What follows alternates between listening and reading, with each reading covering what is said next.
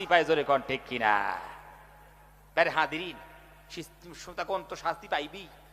মানুষের ভিতর থাকে ওই ব্যক্তিদের মহব্বত গুলো বার হয়ে যায়, জোরে কোন ঠিক কিনা?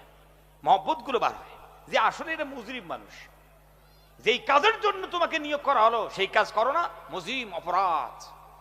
এই ভাইরা আমার, সোনার দেশ ভারতবর্ষের এক শ্রেণী পুলিশের নাম হচ্ছে ট্রাফিক পুলিশ। জানেন না? আপনাদের চাইতে আর কে ভালো জানবে? এত কাছাকাছি কলকাতা, এটাই কলকাতা, দেখেন কত ট্রাফিক পুলিশ। আর আমার এখন ভাবুন, ট্রাফিক পুলিশের একটা ইউনিফর্ম আছে কি নাই? ভালো করে বুঝুন, আছে কি নাই? একটা ইউনিফর্ম আছে, তার একটা লেবাস আছে, তার একটা পোশাক আছে। এখন ট্রাফিক পুলিশ ট্রাফিকে দাঁড়িয়ে খুব গরম লেগেছে, লেবাসখানা ইউনিফর্ম কোনা খুলে দিয়া একখানা লুঙ্গি পরলো আর একখানা সাদা গেঞ্জি গায়ে দিয়েছে, আর গলায় একখানা গামছা দিয়ে একটা লাঠি নিয়ে ট্রাফিকে দাঁড়িয়ে ট্রাফিক কন্ট্রোল করতে চাচ্ছে।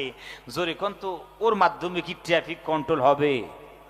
আওয়াজ দেন না, হবে?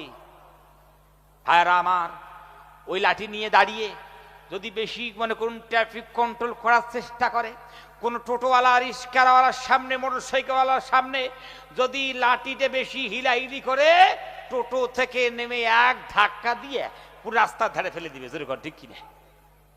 ঠিক না? ওর কথা কেউ জীবনে মানবে? মানবে না।